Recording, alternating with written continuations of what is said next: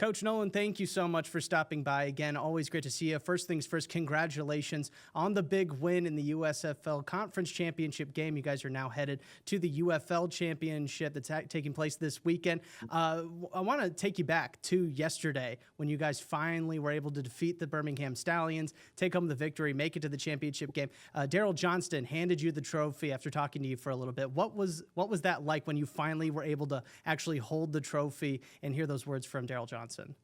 Well, it was a little surreal, I guess. I'd just been dumped with the Gatorade thing, so I was kind of wet and sloppy and trying to gather myself. But it all happened so fast. As a matter of fact, when the game was over, I went and shook Skip's hand, and then I started to walk him to sit a little few people, and then I walked off the field. And when I came back, or then when I was standing, looking out at the middle of the field, watching everybody celebrate and enjoying just watching everybody. Someone informed me that I had to go back, and so when I went back, then they said, "Well, there's a trophy presentation." I said, "For this game?" And they said, "Yeah, for this game." So I went back, but look, I was the players were awfully excited, and so was I, and so was everybody in the organization, the coaches alike, everyone. So it was a big deal, you could say. It really was. I mean, we'd been a long time since we'd beaten the Birmingham Stallions, and Mhm. the game meant something. And so not just the fact that we hadn't beaten them, but more importantly, it meant the conference. And so it was pretty exciting time. Absolutely. And you guys are really just over 24 hours, or not even 24 hours removed from actually hoisting that trophy. I mean, how is the team sort of morale kind of after that win, but knowing that you have another game in a little under a week to get ready for? Mhm. Well, they have today off, but several of them have come in just for treatment, just to get we tell them to come in no matter what they have. Any kind of little boo boo, come in and get it treated so that it doesn't nag you during the week. And so we've seen some of them, but look, they're very upbeat and excited and looking forward to the next game. To be honest with you, they've transitioned pretty quickly into what the ultimate goal is. Mhm. So that's where I believe that's where their mind is at. I'm sure they're enjoying a day off and relaxing, but I do believe that I would imagine many of them are at least taking a look at DC again. We played them about a month or so ago, and taking a look at them and get familiar with them so we can have a better day tomorrow. Mhm. And I know you have the utmost respect for the Stallions and also head coach Skip Holtz. Like you said, you went over and talked to him right after the game was over. But be honest, I mean, how good did it feel to finally beat the Stallions and kind of again get over that hump and make it to the UFL Championship? Did you pay any extra attention to that following? Did you feel any additional source of pride from that? Without really, yes and no. I mean, yeah, every victory is a big win, and obviously that's a very good football team that we beat. But look, it has a lot more importance than just the fact we hadn't beaten them, and that is that it means we get to go on and compete for a championship, and that's really what again, anytime you win a game and you're walking off the field, obviously there's a sense of relief that goes with the excitement that you won. But then there's another game ahead of us, and so that's kind of where, at least that's where my focus is. That's where my thoughts are kind of at. Hmm. I want to shift over now to Toa. Obviously, having the huge game on the ground with those three scores. I mean, how big and how important was that? Did you guys kind of pay extra attention during the week to sort of getting the ground game set up, knowing that the longer you keep Birmingham's offense on the sidelines, the more likelihood you guys are probably going to come out on top of this? Well, we definitely wanted to keep them off the field. Yeah. I think that's always the key with their football team. Their offense is extremely explosive and have been against us as well. And they were explosive a couple times yesterday. Um, so it's a 60-minute game when you play them. But offensively, I believe our offense is very explosive as well and very good. And I think ultimately, when it really all started, as far as the game plan goes, we were preparing to, obviously play Birmingham's defense, but our offense was going to maintain their personality, and that is one in which they've kept the ball for a lot this year. They've done an outstanding job. I think we're second in total yards by just a few, not very many. Mhm. But our run game is number one in the league, and it's been a real plus for us the entire season. Mhm.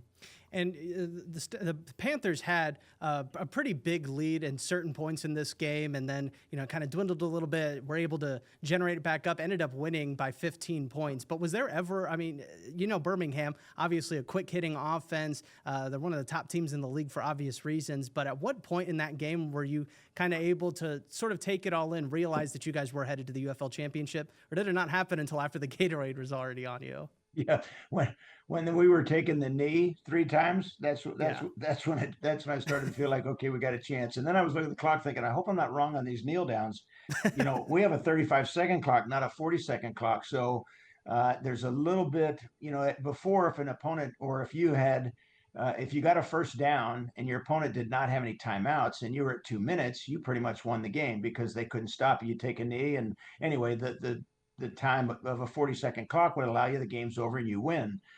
With a 35-second clock, you got to take a little bit more time off the clock. And for us, there was a minute 45 or 44 when we actually got to that point. So we were in good shape, but even though we were in good shape, you're always thinking about, making sure that you've done your correct math and all, because it's a different clock and a different management in our game than it is in the NFL.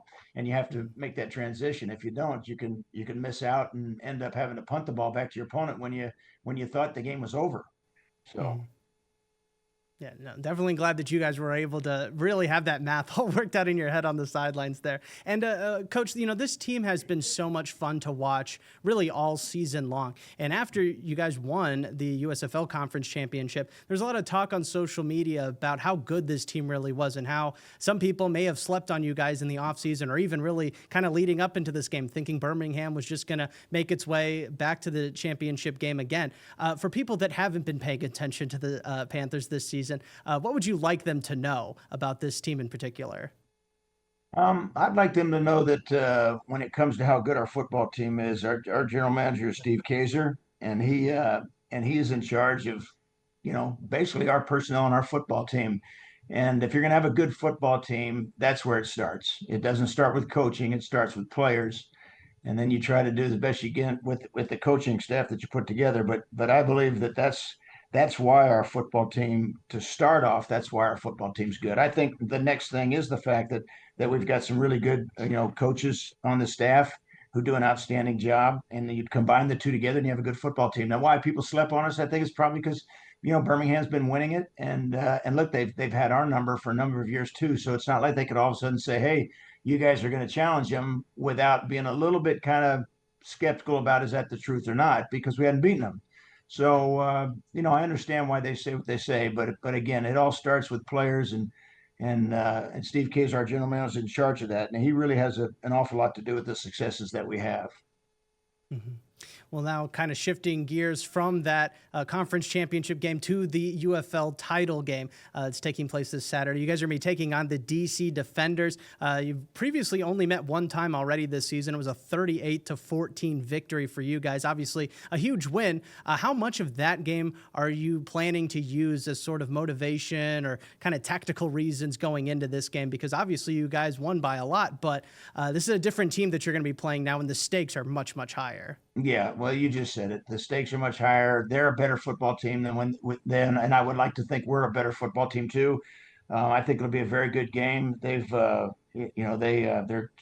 very explosive on offense. They're the one offense that's whatever, however many yards it is ahead of ours. And so we've got two really good offenses going to battle in this football game, and you got two good defenses as well. And so I think it'll be an entirely different game than the first one, for all kinds of reasons. It's a lot more meaningful. I think that their team has improved an awful lot since we played them last time. They're going through a lot of transition with the coaching change in the middle of the season and things like that. And they were just adapting to the new things they were doing. And right now they're running on all cylinders. They're doing a real good job. Mhm. And Coach, I want to end with this. Obviously, a lot goes into the outcome of a game. All sides of the ball are included. But what is one thing that you really want to stress home to the team going to this game? If the Panthers do blank, they will win. What is that one thing in your mind? If the Panthers do blank, you said? Yes. What do the Panthers need to do? The one thing they need to do, and they'll end up on top. We need to minimize the freebies we give our opponent with us causing penalties, things like that. We need to play our type of game, play on our terms, and play the best we can play. I think if we do that and don't give the opponent extra opportunities and things with penalties, things like that, that seems to be our MO thus far this season. We can play a pretty good game as long as we don't turn the ball over or back ourselves up with a penalty, things like that. Um, and that might be true for everyone, but that's certainly been true about us. Now we've won a lot of games with it still happening. We've been resilient. We've come back and things, but um, that's again, you want to play a clean game in order to win a championship. You want to play a clean game. It's very difficult for any team. This goes for DC or us to win a football game, especially a championship game, if you're not playing a clean game. All right, great stuff. Well, Coach, good luck in this weekend's game. We're definitely rooting for you guys here at News 8, hoping for the best. Good luck, Coach. Thank you. Thank you very much. Of course.